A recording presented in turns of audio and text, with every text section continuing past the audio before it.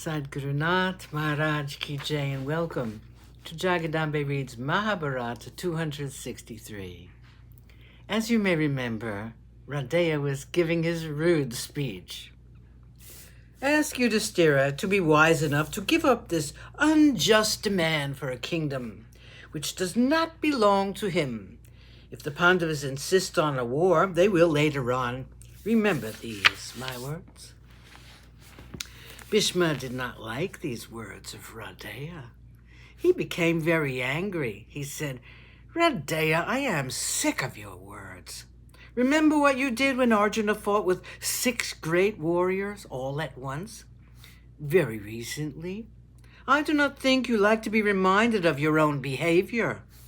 At that time, in the Virata kingdom, you saw how he defeated all of us. Did you conquer him?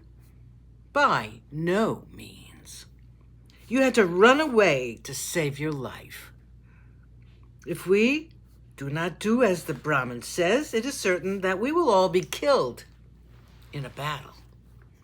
I know that Duryodhana and his team of evil mentors will be destroyed. Dhritarashtra found words to speak. He pacified Bhishma and he spoke to Radeya in harsh terms. He disapproved of his words and said, Radeya, I am sure the great Bhishma is speaking words which will be good for all of us, for the Kauravas as well as for the Pandavas. It's not right, Radeya, that you should speak like that to a well-wisher. Dhritarashtra turned to the messenger from Drupada. He said, I request you to return to the Pandavas and tell them that I will be sending Sanjaya with my message. I will have to consult my court before I can arrive at a decision. Please tell my son Yudhishthira that Sanjaya will come to him soon. The Brahmin returned to Upaplavya. He told the Pandavas all about the talks in the court of Hastinapura. He gave a true account of the happenings. He described faithfully the army which had collected for the help of Duryodhana. He described its size and power. They all listened to his report. They were now waiting for the arrival of Sanjaya.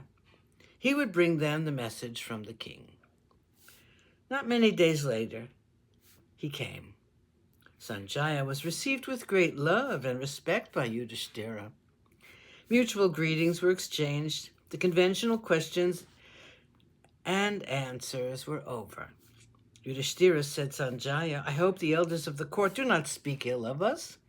I'm still hoping that you are the bringer of a pleasant news from Hastinapura. I do not know what you're going to say. I only hope Duryodhana and his friends remember us as we ought to be remembered.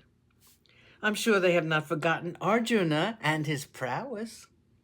I hope they know that he is a powerful opponent in war.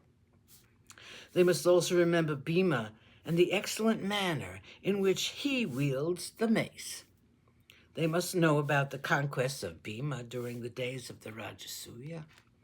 They must remember, of course, my brothers Nakula and Sahadeva. I hope Duryodhana remembers the fight he had with the Gandharva by name Chitrasena during our exile. Duryodhana cannot forget Dvaitavana in a hurry. He must remember how he owes his life to my good brothers who fought with the Gandharva and rescued my cousins. Yudhishthira paused for a moment. Tears sprang from his eyes. He said, one deed, one good deed, Sanjaya, is not enough to achieve happiness. This is evident since I can see that all my attempts to win the love of Duryodhana are all fruitless.